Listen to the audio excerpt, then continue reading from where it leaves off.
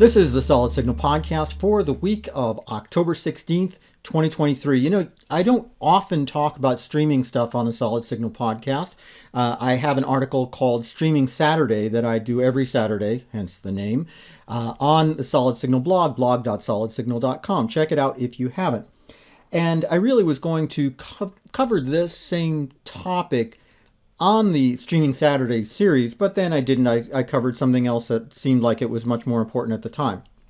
So here we are, and I've been thinking about this all weekend, and so decided to cover it here on the Solid Signal podcast. If you want to hear more about streaming stuff, leave a comment anywhere that you get this podcast, and I will see it, and I will always listen to folks who want changes to the Solid Signal podcast.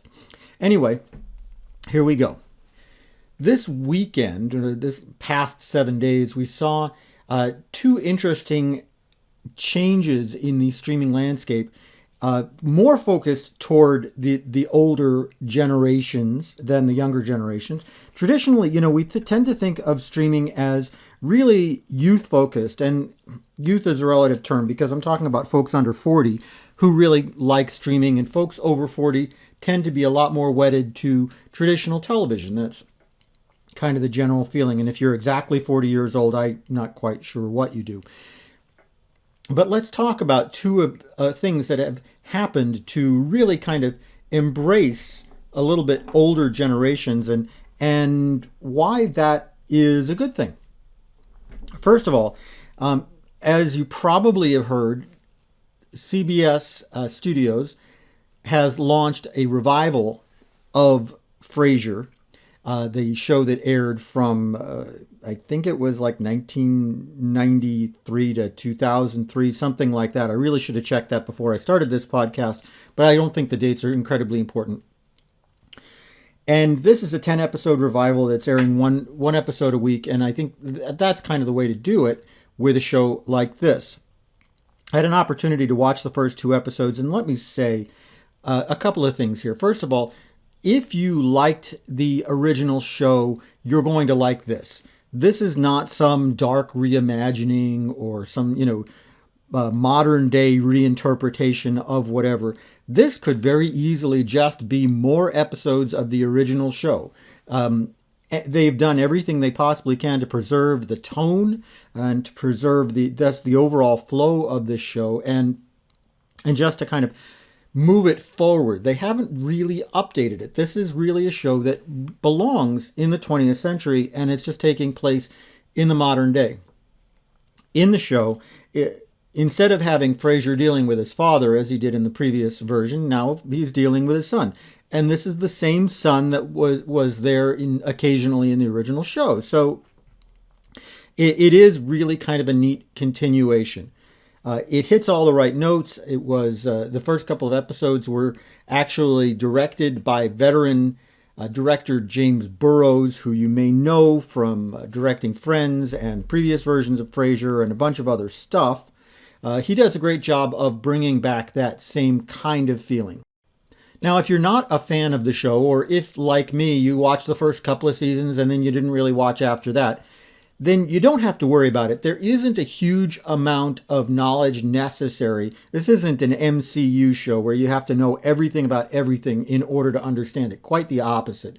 There are two pretty obvious little bits of fan service, and that's it.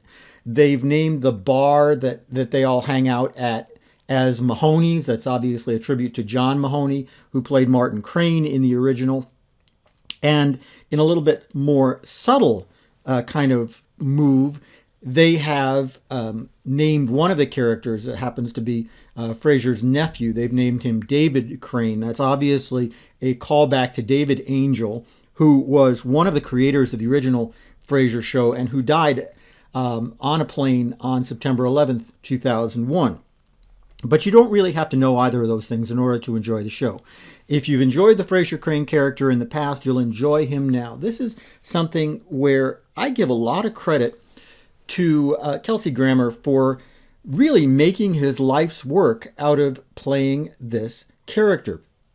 There's a story that goes that this character came to be as part of the third season of Cheers, I think it was, And this actor was brought in because it was something that, one of the creators of the show had really liked him on a soap opera and had brought him in. And it was going to be a relatively quick, kind of maybe a 3 or 4 episode thing, but people liked the character. People thought it was a good foil for everything else. And so they kept him. And so the character Frasier Crane continued on Cheers throughout the remainder of its run. The character of Frasier Crane also appeared on Wings, which is a largely forgotten sitcom that also aired on Thursday nights in the 80s.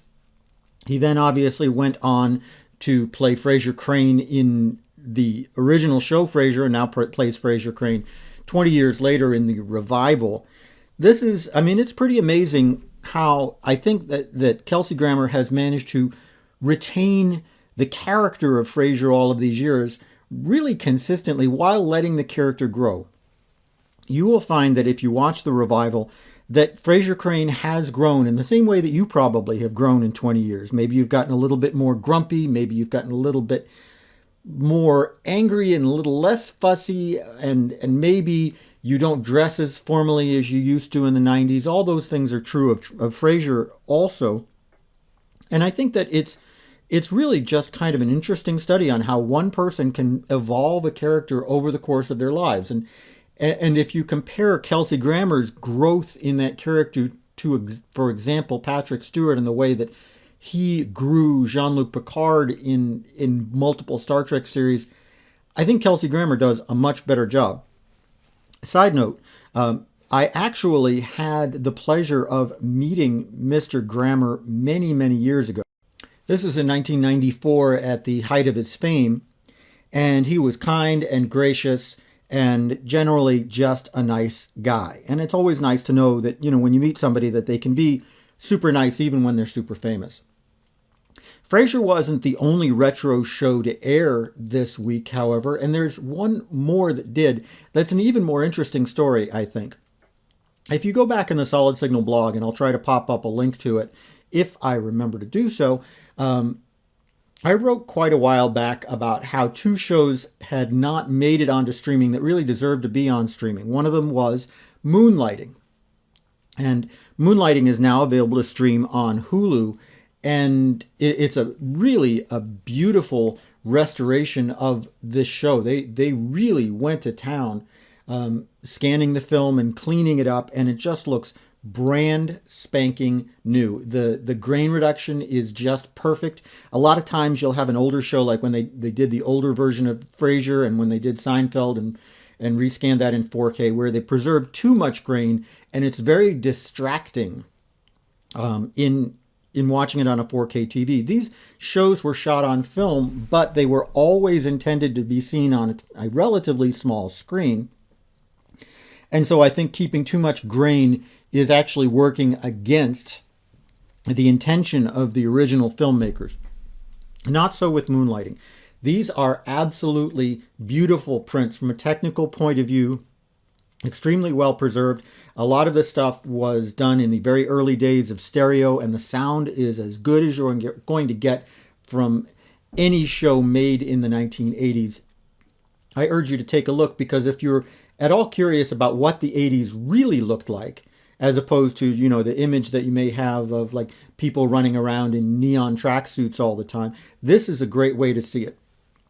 If you're a little bit younger, you may not realize what a cultural phenomenon Moonlighting was for the first year and a half that it aired.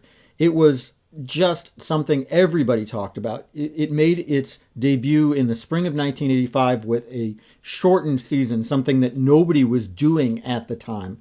And it became all of a sudden everything that everybody was talking about all the time. It reshaped the way that television looked and felt. It was faster, it was snappier, it was more self-understanding, more self-referencing. And it really, all of that goes back to the creator, Glenn Gordon Caron, who is also the fellow who created the Remington Steele Show, which is the other subject of that article I was talking about. His sensibility is a lot sharper than a lot of other producers at that time, and this show really proves it. The first season and a half are just stellar programs. They are really, really good, And the chemistry between Sybil Shepherd and Bruce Willis is outstanding. I mean, Sybil Shepherd was known in those days as kind of an actress who was way past her prime, which is a shame because she was about 35 at the time, and and really nobody's past their prime at 35.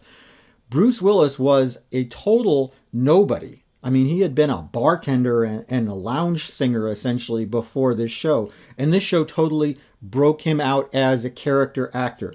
He was thought of as a comedian for many years until his turn in Die Hard. Matter of fact, side note, when Die Hard was coming out, a lot of people didn't think it was going to succeed because Bruce Willis was a comic actor, not an action star.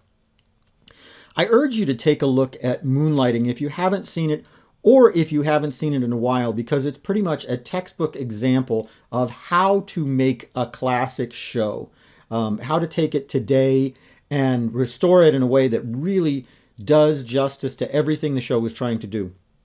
This was a very high budget show for the first couple of years, and it really, really shows. It's really, I'm glad that they finally brought it back. Watching it now, okay, so it doesn't have the same freshness that it had almost 40 years ago, but it holds up surprisingly well because it's a lot quicker in pace and a lot more self-referential in tone than a lot of the 1980s stuff. If you watch the old, Magnum PI or Simon and Simon, they're good, but they're really, really dated. My feeling from watching Moonlighting wasn't that it was dated. It was just more like I was back there. Like it was taking place today, except today was 1985. And frankly, that's something I tend to enjoy. And it's something I like to think about because in my own memory, those were better times for me. So take a look. The point being that, retro TV or reboot TV can be done extremely well. We've seen some very bad reboots over the years. We've seen some very good reboots over the years, and this time around, we happen to be treated to two shows on two completely different streaming services.